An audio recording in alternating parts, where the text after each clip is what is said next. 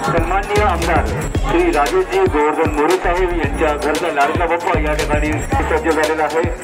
आलेल्या सर्व गणेश भक्तांचे मोरे परिवाराचे या ठिकाणी दिलेजी कुलदीप म्हात्रे साहेब यांच्या वतीने स्वागत।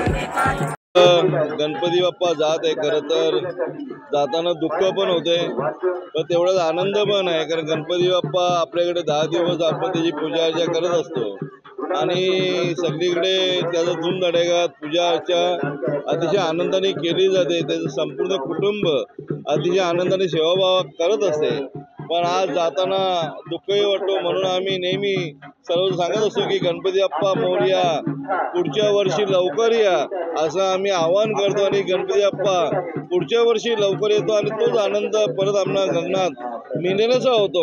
आज गणपती राय चाललेले आहेत, मी सर्वांना आज गणपती बाप्पाचे शुभेच्छा देतो आणि सर्वांनी याच्यात आनंदाने सुखरूप असं गणपती रायाचं विसर्जन करावं, कुठेही अनुचित प्रकार घडू नये।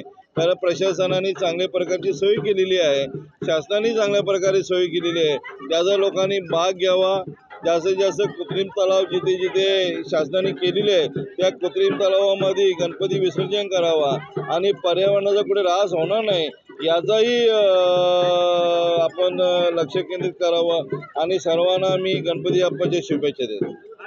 गणपती बाप्पाच्या चरणी एवढीच प्रार्थना करणार की गणपती राया या महाराष्ट्राला सुजलाम सुफलाम, या भारताला सुजलाम सुफलाम यासाठी शेतकरी राजा असेल, कामगार वर्ग असेल, दीनदुबळा असेल, गरीब जनता असेल, सर्व असतील, सर्व जाती धर्माचे लोक असतील, सर्वांना आनंदात ठेव, सुखरूप ठेव, कुठेही आम्हाला कुठे अनुचित प्रकार घडू नये आणि कुठेही बाधा होऊ नये आणि या महाराष्ट्राला आनंदात ठेव अशी ईश्वरचरणी प्रार्थना करतो।